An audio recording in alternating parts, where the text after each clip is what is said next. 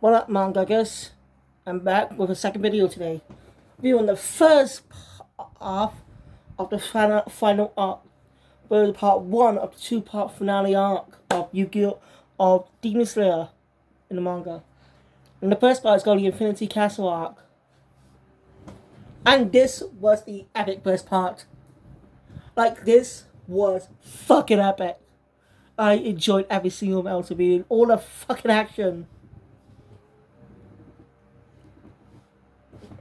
So without ado, I can talk about all this in due time. Let's get into the review. So continuing where we left off, Muzan showing up the Master's house.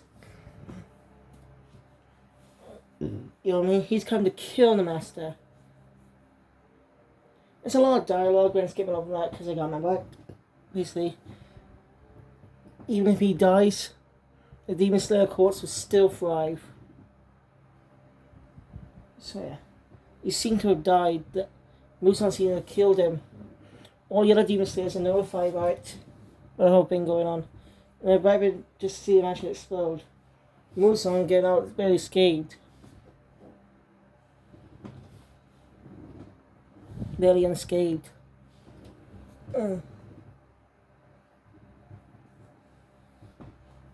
So all the Demon Slayers are trying to fight him. So he fights.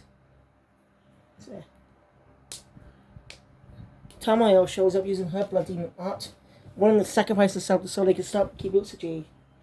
Kibutsuji uses one of his demons, one of the upper rank demons, to create a type of labyrinth known as the Infinity Castle.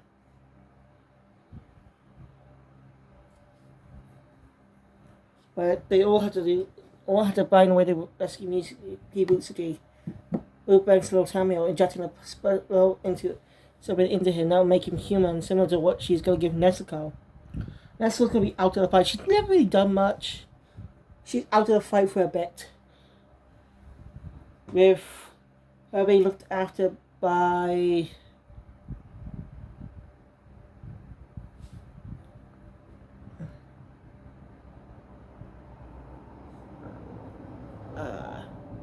shit.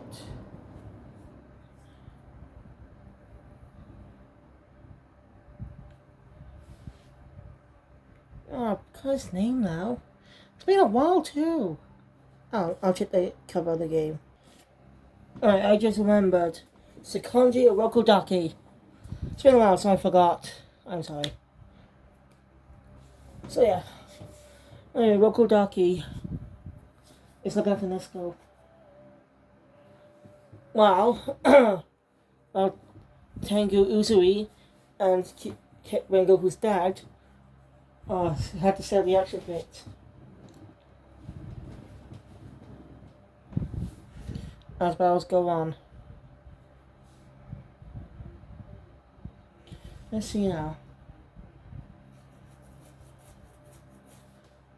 The first fight goes to Shinobu Gocho.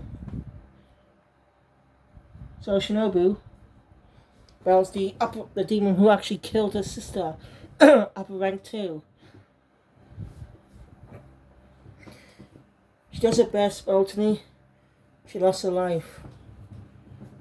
With Kameo, I'm gonna say Kameo now, saw the whole thing. So now she has to battle the demon. Let there be no notified of her death. Tanjiro is with Tomioka, and that battle Akaza. I would say it's one of the best battles. It has the best fights in this arc.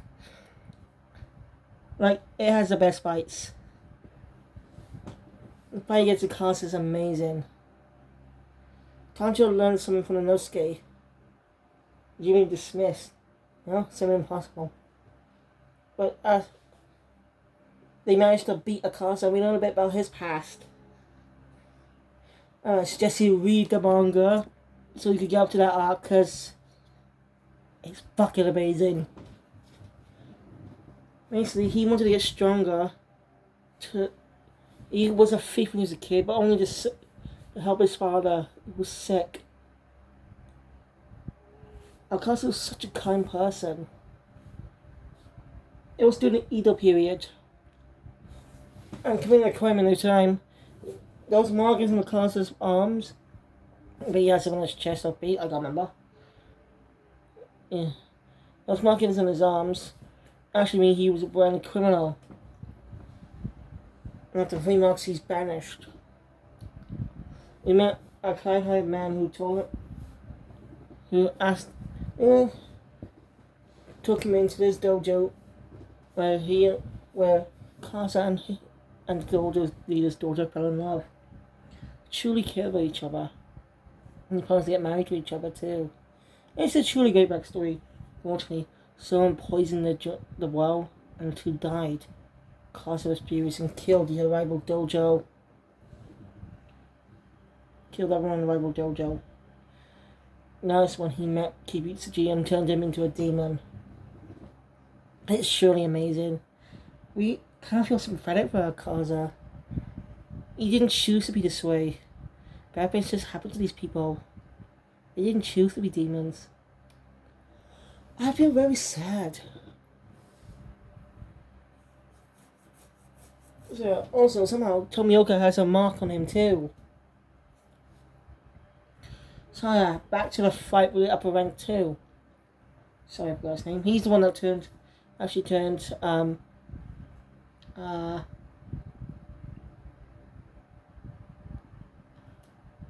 her name now. The demon of the Entertainment District arc and her brother. He's the responsible for their becoming a demon. Anyway, Kanaya struggles to fight him to get payback on her teacher and sister.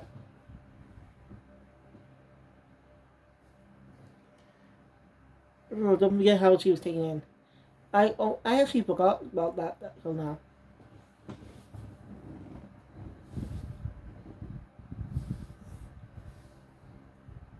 Also, Zenitsu actually gets a good fight too. So I'm going to pause here for a bit on this fight and switch over to Zenitsu. Sure to mention that. Because it's actually a great development for his character. He battles a former student of his teacher, who he calls Gramps, former Hashira. The two train together. Zenitsu looked up to him. He knows he was a snipping coward, but he really looked up to him because he was a brave guy. But turned to a demon. And we learned about what happened. Basically, after some Nazi's teacher committed senboku. And then so suffer what happened. That's truly heartbreaking.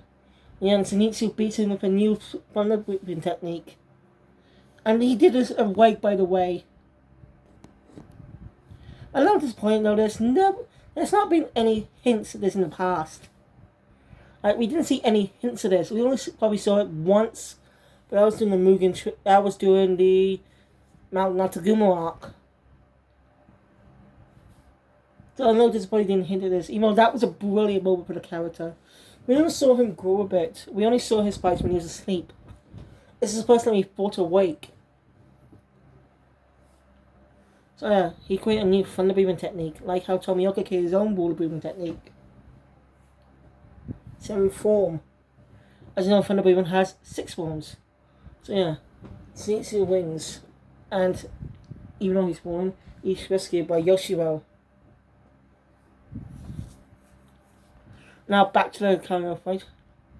She's actually joined by Inosuke, and they fight the Upper Rank 2.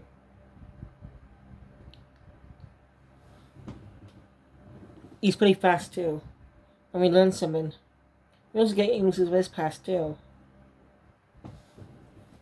First time was mentioned before in the fight with Shinobu. But the second is after he's beaten. And we learn some skills from about Inosuke too. So, he was pissed that he discovered that he killed little Shinobu. And he gets even more pissed when he discovers the truth. Basically, he killed Inosuke's mother. I'm not gonna go for that backstory because I think it's a read you watch yourself. I think it's something you should read yourself or watch it, see, or if you want, you can find it on YouTube. Anyway, around two's backstory is he was born with a special hair color, so his family worshipped him. People thought he was some type of religious guy or something. His dad basically, so basically, his dad probably cheated on his mother, and his mother went crazy and killed him and killed herself too. But he didn't have any empathy for it, and a few years later he became a demon. So he's not really that sympathetic. This is one of the only demons to have a sympathetic past.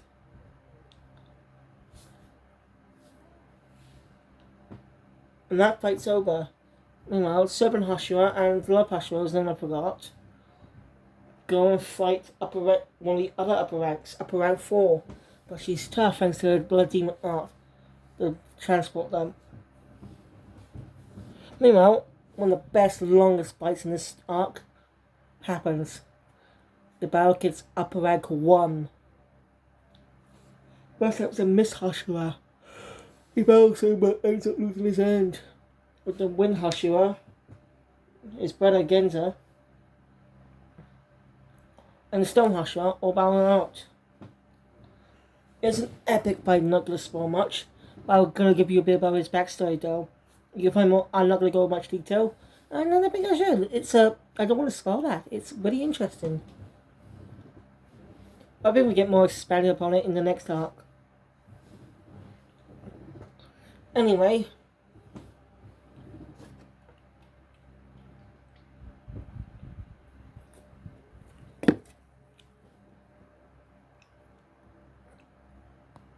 Isabel. So yeah, he was a strong but he uses something called moon breathing. Do not use moving breathing techniques. Basically, years ago he had a younger brother who was born with a special mark on his head. This character we actually saw glimpses of, by the way. We saw glimpses of his little brother before, but in the Salisbury Village arc. Or was it the Hashira Train arc? It's either one of those two. His brother was treated badly, but he was treated better. He felt sorry for his brother, and well, he played with his brother every chance he got when behind his dad's back. His dad had to send the young boy to the temple. A little detail about the marks. When you get a mark, you cannot live past 25. There are rare exceptions. Stone Hashira is still alive, but he's willing to lay down his life. It's something we notice with the Hashira, they all have the marks on them. And I cannot wait to see that in anime form. And reading this arc, I really can't wait for 2024. Fuck. I know this will get adapted into the arc. It might be his second half, or third half part of season 3. That's my guess, because the first two the arcs are adapted are pretty short. After all, season 1 included multiple arcs. Season 2 was just the Mugen Train arc. It's the first half is the Mugen Train arc. Second half is the Entertainment District arc. EPs. So they might squeeze that part, might squeeze in for the finale. But I could be wrong. Anyway, one day his brother wanted to learn to use swords too. He seemed like a prodigy. He was jealous. His father started treating him bad. After that, their mother died. So, the young one ran away. Never be seen again. His brother hated him. Oh, they didn't meet again until years later. At that point, he had a wife, children, and as a soldier. When his men were killed, he survived. Rescued by his brother, who was a member of the Demon Slayer Corps. He was one of the first known sun breathing. Yes, the sun breather that Rengoku mentioned. Somehow Tanjiro is connected to. I'd like to know what that connection, why they're connected. So they're obviously they're not related. from him. We actually see Tanjiro's ancestor talk to him. So it's interesting when you think about it.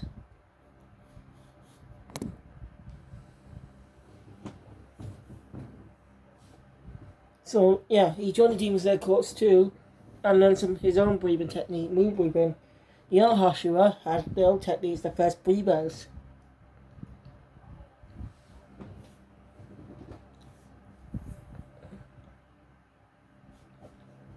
Yeah. And all of them got marks. Every student got marks. But he could have got surpassed his brother. On his couple of trip, they cannot live past 25.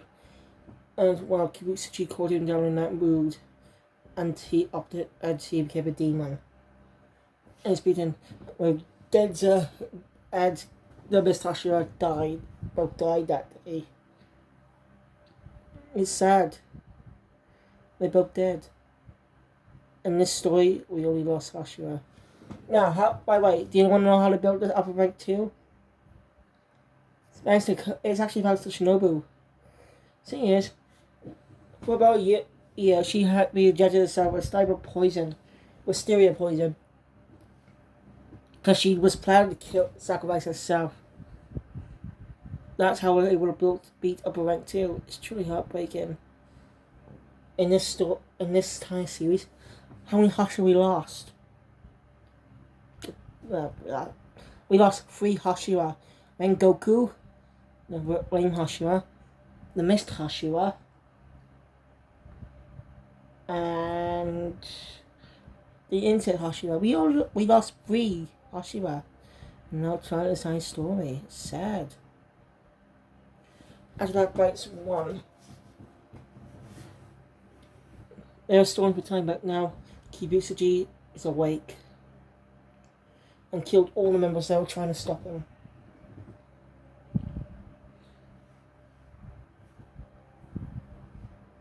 Alright, Yoshi was dressed up as a Demon Slayer Corps member. That's disguise. It's kind of funny. They managed to work a bit of comedy into it still in this brilliant arc. So, if you got the time, please go read the fucking manga. Because I cannot wait to check out the final part. Anyway.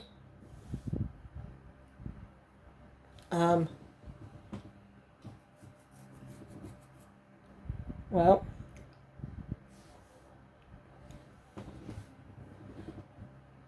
Tanjiro and Tomioka end up crossing paths with Kibutsuji.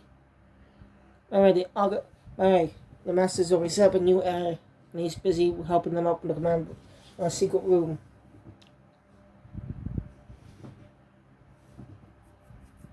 He says that all Hashira are dead, including the love and snake Hashira.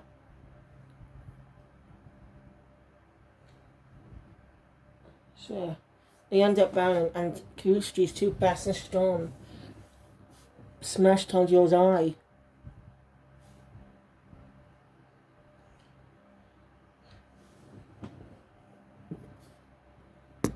So yeah, but lucky, Love and Snake Hashira come in fighting, thanks to the help of Yoshiro. So Kibutsuji tries to resolve Yoshiro, but that doesn't work. So he kills Upper Rank, he kills Upper Rank 2, causing the building to collapse. Where this part of the arc ends. Cliffhanger. Great. I've been reading this for hours now, and I really enjoyed this arc. And I will promise to read the final part this soon. I plan to continue start reading through part 2 of JoJo though. I want to continue reading those manga. And once I'm done with that, I will go back to Demon Slayer. I promise. So stay tuned for then. Anyway, thank you guys for watching. If you enjoy my content, please hit the thumbs up button. Want to see more, subscribe to the channel, hit the notification bell. Stay tuned, always comes in the future. And if you've not seen any of my previous reviews on Demon Slayer, go check those out before watching this video. I should have said at the start, I know. But please, if you please just give this manga a read. It's on the Shonen Jump app. You can read all 205 chapters. I think they're 255. I don't know how many are really. Again, thank you guys. I'll see you all next time. Pegasus, fuck. Pegasus kill out.